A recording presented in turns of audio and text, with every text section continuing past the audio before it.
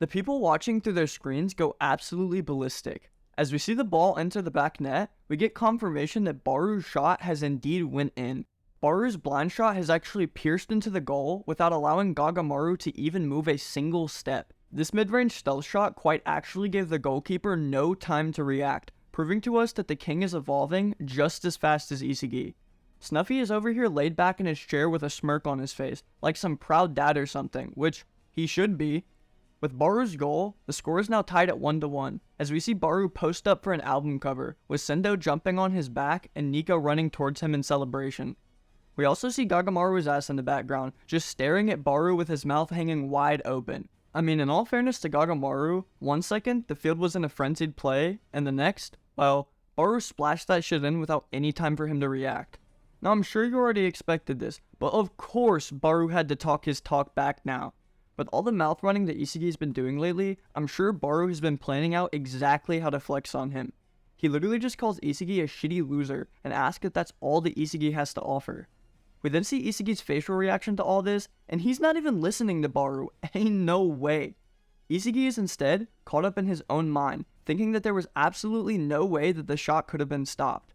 According to him, Ubers must have come up with a game plan, specifically designed to crush Isagi. He figures this because the very moment that they nick the ball off of him is when their entire team sprinted in for the counter. As we see Ubers players gathering around Baru in celebration, Isagi is just glaring at them, still in his own mind about the shot as always. Before Isagi could even have a chance, Ubers were able to execute the plan perfectly and tie the score at 1-1 with Baru's predator shot. Wiping the sweat off of him, I think Isagi begins to finally realize that Ubers are more than they seem, commenting that their level of synchronization as a team is not just something you can do on the spot. Their timing, execution, playstyle, everything that they have done would be impossible if it weren't for Snuffy's extreme training with them. Ubers literally has a plan for their plans. Now my question is, do they have a plan for Kaiser hitting like a bicycle Kaiser impact? I'm just saying, I would absolutely hate to see that, huh? Wink, wink. Our boy once again has stolen a puzzle piece from the local CVS and is literally just doxing the entire Uber strategy in his head. This is because that he knows that Baru's shot isn't just purely because of the over-strategizing of Ubers. What the hell's going on, bro? Bro, what are you doing? You're not the thinker! It all starts to connect for him here, with Isagi pointing out that Gagamaru couldn't even react to the shot as the goalkeeper for God's sake, meaning that they must have thrown off his rhythm somehow. Isagi realizes that this must mean that Baru was intentionally waiting, patiently stalking Gagamaru by waiting for his rhythm to just be shaken in any way. Patiently waited. Baru? Isagi finally making the realization, we now understand that Baru's shot was made possible from one specific thing. Baru's new vision. Yeah, you heard me right. Baru has metavision. No, I'm just kidding. But Baru's vision being important was not a joke, because it was actually the main thing that made that goal possible. With Baru's immense shot power, if he can just simply throw off the goalkeeper's timing, well, let's just say homie can mass reproduce these goals with ease. Isagi's little study session is finally over, as we see the iconic puzzle pieces flying out from all around him. Keeping the goalkeeper in his sight constantly, watching for the exact moment that they drop their guard. There's no doubt in Isagi's mind that this is Baru's new piece. Baru has been using his specialized vision to outread the goalkeeper in order for him to mass reproduce goals like never before. The name of this? Predator Eye. As we see Baru posted up with his mink coat, Isagi does state verbatim that his vision is completely different from metavision, which is very interesting to me.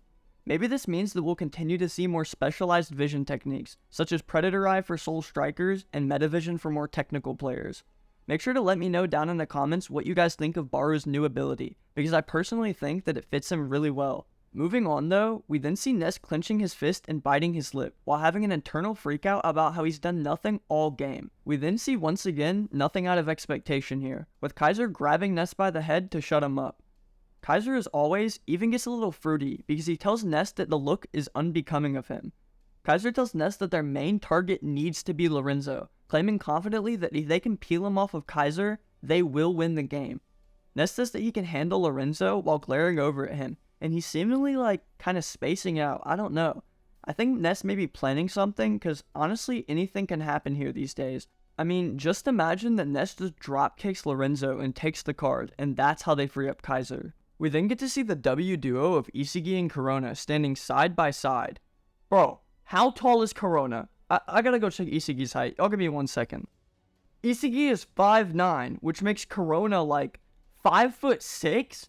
No wonder Isagi likes him so much. That makes him the perfect height for giving him short passes. Yeah, he's the perfect height for giving him short passes. Anyways, Corona is freaking out a little too, even asking Isagi if he has a guess on how many strategies Uber still has hidden.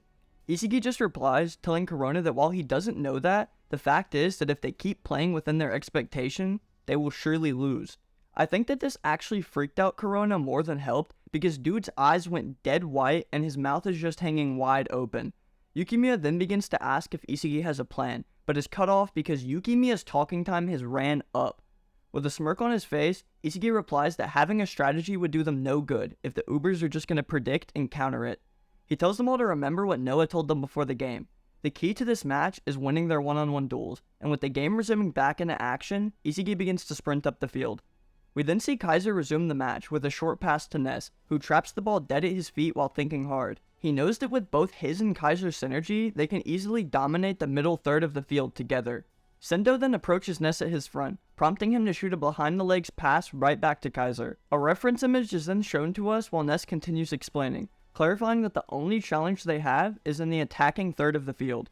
For those of you who don't know, the pitch is split up into 3 sections total, with the attacking space obviously being the one right in front of the goal.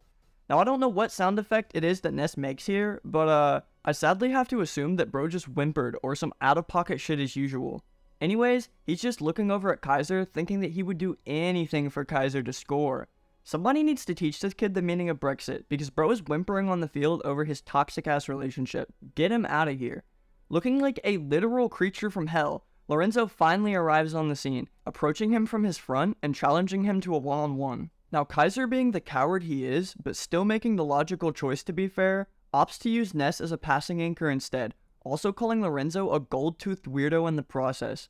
Ness then receives this pass with his back to Lorenzo, effectively stopping him in his tracks and actually catching him off guard a little bit. We then see Ness actually do a decent play for once, holding Lorenzo in place at his back while sending off a back heel lob to Kaiser. Lorenzo does this little weird noise-making thing while complimenting Ness on actually improving for once, with Ness responding that he's Kaiser's shield. Like, no bro, you're his bitch. Need I say more, Yodi family? Anyways, as we see Kaiser tracking the lob while running alongside it, Lorenzo actually speaks once more, pointing out that they already have that pattern on clamps. Just as he says this, we see Ryu leap high into the air above Kaiser, using his head to redirect the lob right back onto the pitch, behind and away from Kaiser. Watching from the bench, even Gagamaru and Hiyori are surprised with this, unable to believe that Ubers also had this play within their expectations. Hiyori especially looks shocked by all this, basically asking what kind of otherworldly training that man Snuffy put them through.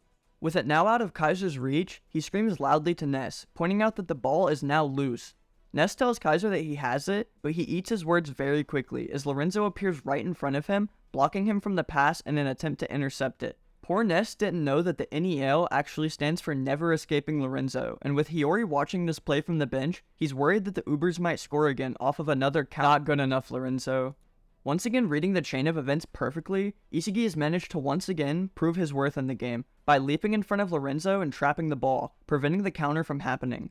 Both Lorenzo and Ness are shocked by this man, as Isagi poses up with the ball, confident that he has now won the duel he needed to. Now I want y'all to read this with me real quick, because I think a lot of people are getting this wrong and actually misunderstanding its meaning.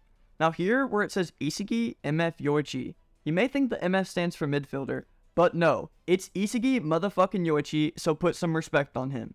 Everything from Ryu clearing the header, Ness's block, even his retrieval of the loose ball. Isagi saw all of this ahead of time and tracked it perfectly with these new eyes of his.